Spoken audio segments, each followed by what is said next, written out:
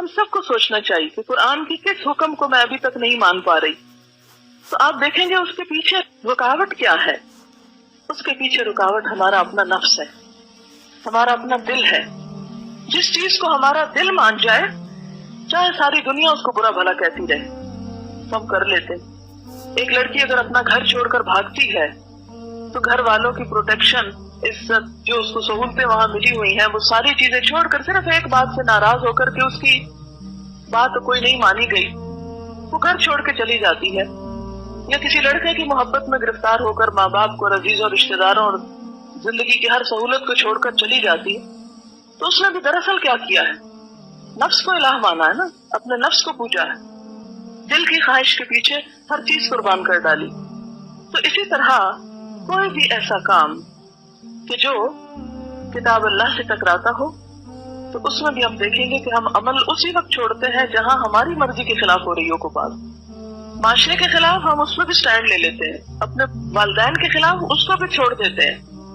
سب کو ہم چھوڑ سکتے ہیں، لیکن سب سے مشکل ترین امتحان، سب سے سخت ترین امتحان اپنے دل کی مرضی کو چھوڑنا ہے. سب سے سخت بات. کل ہی کوئی مجھے قصہ سنا رہا تھا کہ ایک لڑکی کا واقعہ، کہ اس لڑکی کو ہر ایک نے سمجھایا، رو رو کے سمجھا. کسی لڑکے کے ساتھ بھاگ گئی، اور بہت ذلاب گھرانے کی لڑکی تھی، اور بھاگی بھی کس کے ساتھ؟ ایک مزدور کے ساتھ جو ڈیلی ویجز پہ کام کرتے. اب ظاہر ہے کہ ایک خاندانی لڑکی ہو، اور اس کے بعد کی شرافت کی پوری دنیا داد دیتی تھی کہ یعنی اتنا پائس انسان اور اتنا نیک اور اتنا. اب بیٹی جو ہے وہ کسی ایسے شخص کے ساتھ چلی گئی. تو اب آپ خود سوچیں کہ خاندان کے لیے کتنی بدنامی کی بات ہے، کتنی بری شہرت ہے. دادی گئی، نانی گئی، ماں گئی، دوست، عزیز، رشتہ دار، ہر ایک نے سمجھایا، لیکن لڑکی نہیں مانی.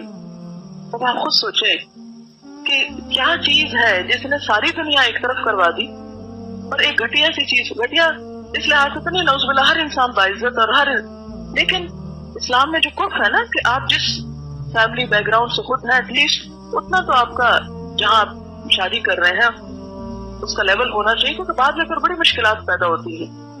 اگر وہ لیول ایک نہ ہو، ذرا نیچے کا لیول ہو، تو عموماً لڑکی اس کو اڈاپٹ نہیں کر پاتی.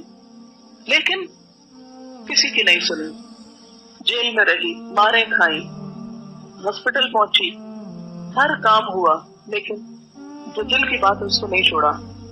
تو اب آپ دیکھیں، ماں باپ چھوڑ سکتا ہے انسان، چھوڑ دیے. سب رشتہ دار چھوڑ دیے، ماں باپ کی عزت قربان کی، اپنا گھر، اپنا مال و دولت، ہر چیز قربان کی، لیکن ایک دل کی مرضی پہ چل کے ایک چیز کو جو اختیار کیا تو اس سے نہ ہٹی. تو اسی لیے دل کی خواہش جو ہے، اس کے خلاف کوئی کام کرنا دنیا کا سب سے مشکل ترین کام ہوتا ہے. اور جو شخص اس میں کامیاب ہو جائے، اپنے نفس کے خلاف چلنے میں کامیاب ہو جائے، اپنے دل کی مرضی کے خلاف چل سکے، وہی دراصل کامیاب انسان ہے.